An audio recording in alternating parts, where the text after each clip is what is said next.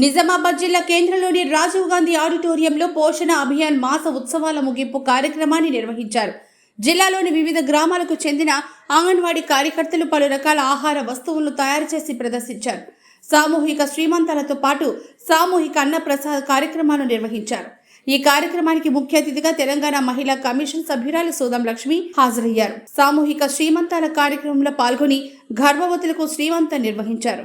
ఈ సందర్భంగా ఆమె మాట్లాడుతూ, మరి పిల్లలు పుట్టినాక కూడా ఆ పిల్లలకు కూడా ఎలాంటి ఆహారం పెట్టాలి, ఎన్ని రోజులకు ఇంజెక్షన్ ఇప్పియాలి, మరి ఆశా వర్కర్లు కానీ డోర్ టు డోర్ తిరిగి చెప్పడము, మరి గర్భవతులను కూడా వెరిఫికేషన్ చేసి వాళ్ళకు మంచి మందులు ఇవ్వడము చెప్పడం కూడా చాలా చక్కగా జరుగుతుంది.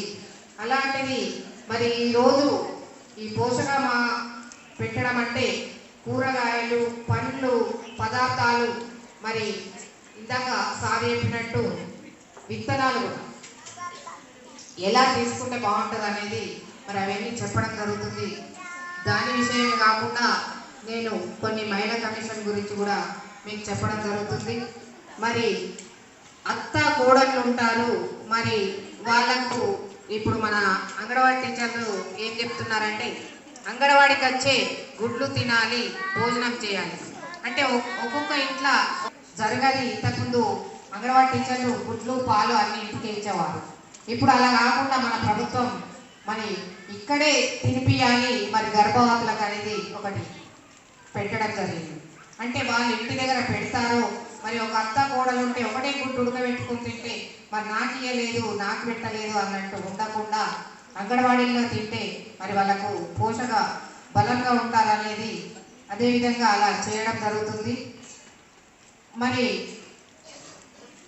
ఉమెన్ కమిషన్ నుంచి చెప్పడం ఏమిటంటే మీ అత్త కోడళ్ళు కానీ మరి ఎవరన్నా బాధితులు బాధించడం జరిగితే మరి ఉమెన్ కమిషన్కు మీరు రావాల్సిందిగా కోరుకుంటున్నాను.